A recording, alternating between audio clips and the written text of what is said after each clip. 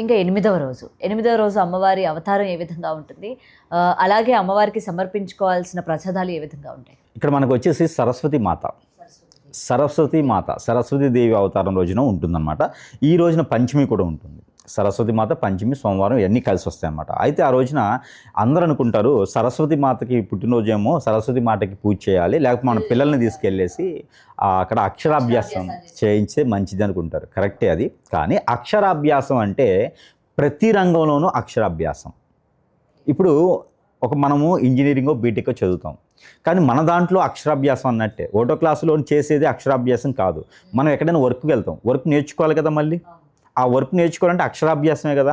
ప్రతి దానిలోనూ అక్షరాభ్యాసమే. ఎవరైనా కొత్తగా జాబ్లో జాయిన్ అయ్యేవారు, అవ్వాలనుకున్నవారు, ఏదైనా కొత్త రంగాలు మొదలు పెట్టాలనుకున్నవారు, వ్యాపార సంస్థలు నిలబెట్టాలనుకున్నవారు, ఏదైనా ఇండస్ట్రీలు స్టార్ట్ చేయాలనుకున్నవారు, హాస్పిటల్ అని మొదలు పెట్టాలనుకున్నవారు, అంటే చదువు అంతా అయిపోయిన తర్వాత ఏదో రంగంలో నేను సెటిల్ అవ్వాలనుకుంటారు కదా.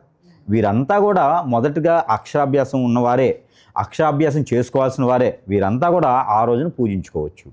ఒక చంటి పిల్లలే కాదు, ఇంకా ఎవరైనా బాలరిష్ట రోగాలు ఉండేసి పిల్లల్లో మాటలు సరిగా రావు, నత్తిగా వస్తున్నాయి, మైండ్ సెట్ సరిగా ఉండదు, ఆలోచన విధానం సరిగా ఉండదు, మతిమరుపు ఉంది, ఇలాంటి ఎవరైనా ఉంటే కూడా వీరందరూ కూడా ఏదైతే మనం మొదటిగా తొలి రంగంలో అంటే రంగాల్లో మొదటి అడుగు వేయాలి అనుకునే ప్రతి ఒక్కరు కూడా ఆ రోజున సమీప దూరంలో ఉన్నటువంటి ఏ అమ్మవారి ఆలయానికి వెళ్ళైనా సరే ఒక తేనె బాటిల్, అలానే వేప దంటు కానీ, అలానే మనకి కరివేపాకు దంటు కానీ, అలానే మనకి విశ్వాకన ఉంటుంది. అంటే విశ్వాక అంటే తెలుగులో ఉత్తరేణి దంటు కానీ, దంటు అంటే చిన్న పుల్లలు తీసుకుని వెళ్ళేసి అమ్మవారి ఆలయంలో పాదాల చెంత పెట్టినిచ్చేసి ఆ తేనె దంటుతో ముంచివేసి మన నాలుక మీద ఓం మాత్రేన నమః అనే ఒక బీజ మంత్రాన్ని కనుక మనము లిఖించుకున్నట్టే కనుక ఖచ్చితంగా వారు ఏ రంగంలో అడుగు పెడతారో ఆ రంగంలో ఖచ్చితంగా చైతన్యవంతులు అవుతారు.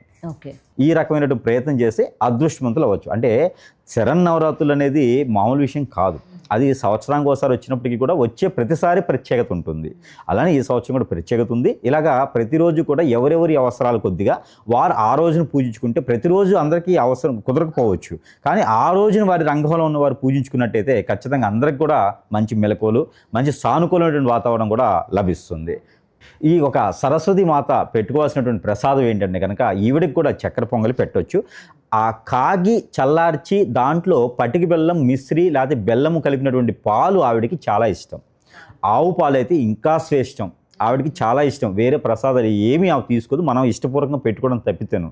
ఆవిడికి కావాల్సింది ఏంటి అంటే పాలు, చల్లార్చినటువంటి పాలు, కాగి చల్లార్చిన పాలు, దానిలో తేనె కానీ బెల్లం కానీ వేసి ఆ పాలు నైవేద్యంగా పెడితే వీరింట్లో చదువే కాదు ఏ రంగంలో అడుగు పెట్టినా కూడా వారు దిగ్విజయంగా దినదిన అభివృద్ధి అయ్యేలాగా ఉంటుంది. ఎలాంటి ఆటంకాలు కానీ విఘ్నాలు కానీ వారి చెంతకి చేరవు.